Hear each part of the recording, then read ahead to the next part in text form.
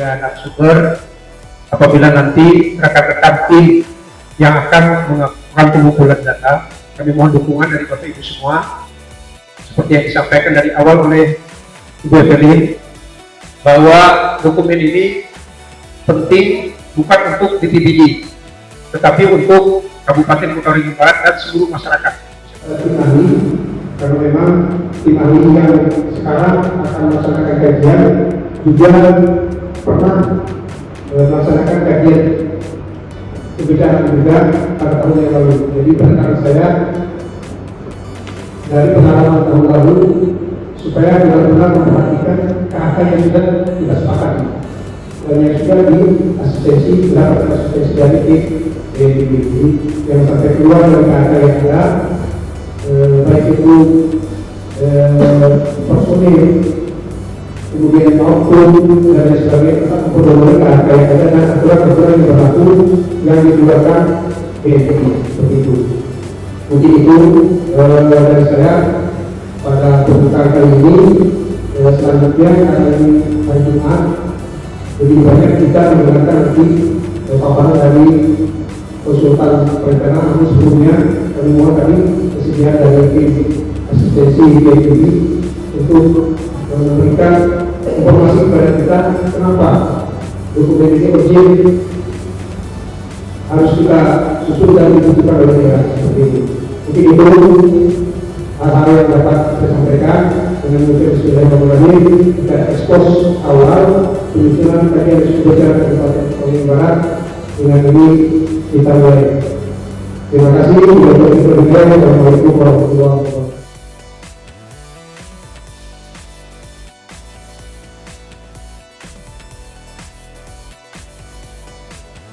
Di dalam IKD-nya Kota Waringin Barat.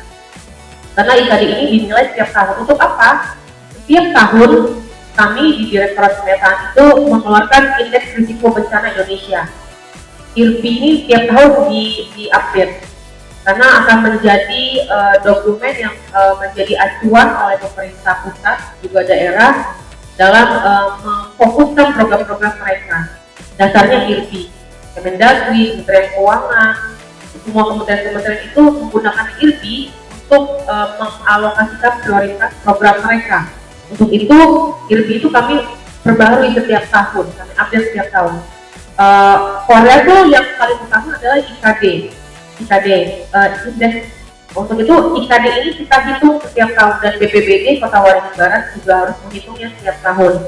Makanya nanti mungkin tahun ini ya Pak ya, perlu ada FGD lagi untuk menghitung IKD tahun 2023. Berarti resikonya turun. Kalau IKD-nya turun, berarti resikonya naik. Kita harus apa? Untuk mendongkrak nilai IKD itu. Nah, dari nilai-nilai itu akan ketahuan di mana sih merahnya. Dari 7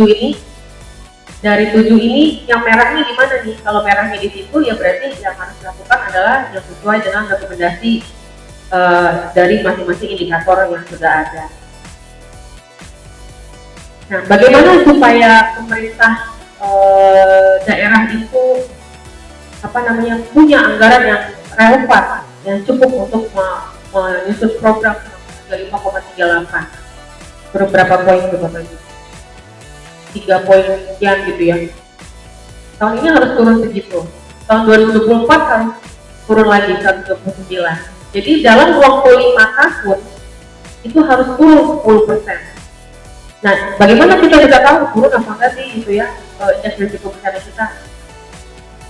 Ya, dari tahun ke tahun, dari tahun 2015 sampai dengan tahun 2022 turun. Mudah-mudahan ini sesuai dengan fakta di lapangan. Kalau risikonya itu menurun, yang artinya kapasitasnya daerah BPD sekarang sedang menyusun di tahun ini supaya tahun 2024 dokumen itu sudah ready digunakan oleh Bapak Ibu yang ada di Kota Waringin Barat. Ini berdasarkan KRB yang disusun tahun kemarin, ini adalah potretnya bagaimana berubah di tahun ini karena 25 tahun yang lalu gitu. Nah, kita akan melihat hasilnya apakah masih seperti ini. Nah, ini juga wabah penyakit waktu belum ada COVID ya Pak.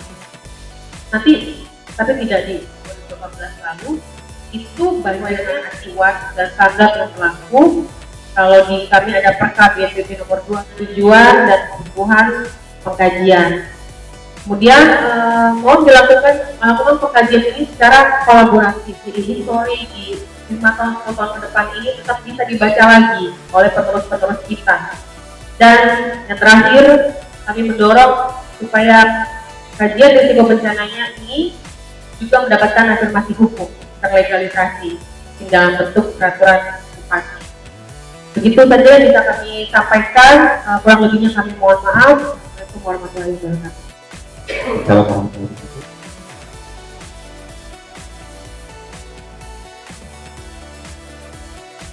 Lawan kesiapsiagaan, pengelolaan tanggap darurat, kerentanan, ketergantungan masyarakat terhadap dukungan pemerintah, dan bentuk partisipasi masyarakat. Ini akan ditanyakan ke lurah nanti dan kepala desa, ke perangkatnya.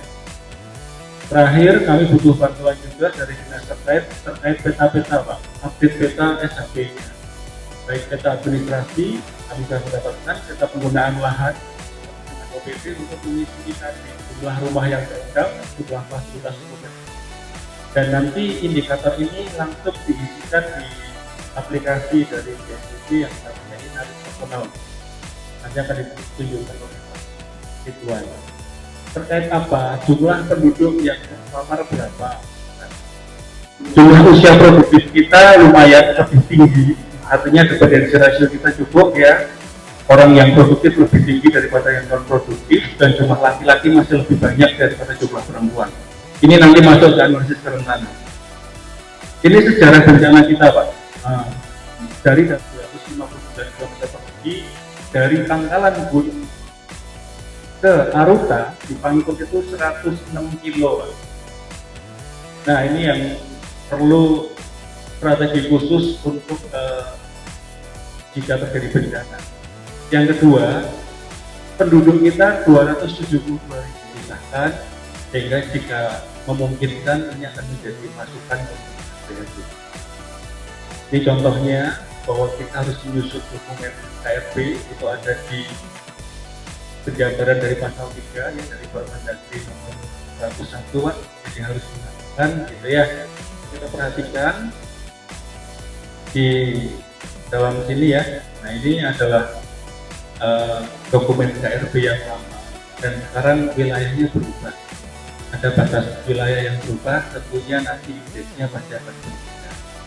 Dan untuk menjadi dasar penyusunan rencana berikutnya, saya lagi membimbing kami, jika tidak meminimalisasi dan kesalahan. Waktu dan tempat saya membaca kepemimpinan Bapak.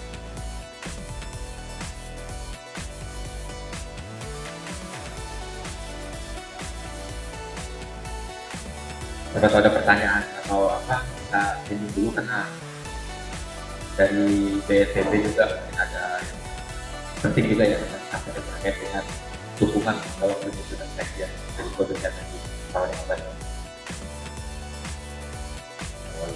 Kajian risiko bencana dari Ibu Elin tadi, dan turunannya sampai dengan harus memenuhi _Kobar Konawi pakai yang kelihatan sama. Nah, ini adalah sudah memenuhi batas, dan di sini saya siapkan di dalam list wilayah. Ini adalah kecamatan dan desa atau kelurahan di Kobar.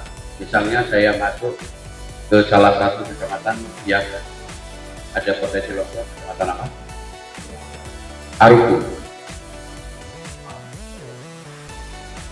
Ini di Aruku. Terus di sini atau kajian risiko nanti akan digantikan di sini. Saya pilih bahaya di atas, saya pilih longsor. Ini adalah wilayah potensi longsor.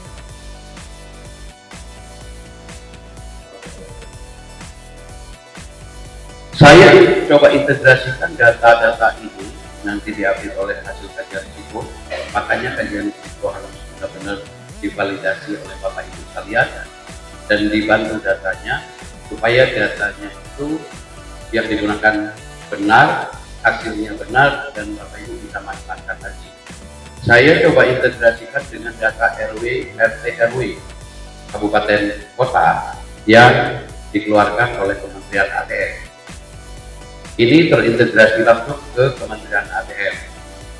Jadi kalau di sana dia berubah, di sini ikut berubah. Kalau di sana terupdate, di sini ikut terupdate. Terus saya overlay dengan data geologi yang ada, yang dispasialkan oleh Inaris. Terus saya integrasikan dengan data lokasi rumah sakit dari Kemenkes, Pusat Krisis Kementerian Kesehatan. Ini kalau di sini kita tahu rumah sakitnya apa. Saya integrasikan dengan data titik lokasi puskesmas punyanya Kemenkes, yang ini diupdate oleh puskesmas masing-masing. Kalau diklik kita tahu lokasinya. Saya integrasikan, terus buka ulang. Coba, yang titiknya tidak lokasi kita, tutup terus buka ulang. Oke. Karena GPS di HP dia bukan menggunakan GPS satelit, tetapi GPS dari provider. Tetapi GPS Google tidak pernah mati walaupun tidak ada sinyal. Benar? Oke.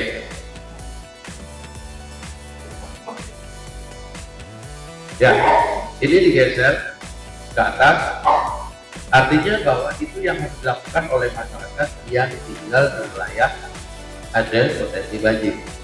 Sebelum banjir terjadi, saat banjir terjadi, dan setelah banjir. Inilah sebenarnya tugasnya pemerintah, menginformasikan kepada masyarakat yang diminta oleh SPM. Nah, kalau hasil kajian itu tadi selesai dibuat, tetapi tidak ada alat yang bisa digunakan untuk menyampaikan itu kepada masyarakat, SPM itu terlaksana. Kalau mau ngasih tahu setiap keluarga sendiri satu-satu, yang namanya bukti digital, kinerja kita bisa terukur jika kita punya bukti. Ini dashboard bisa dibuka kapan saja lewat. Apa kejadian saya?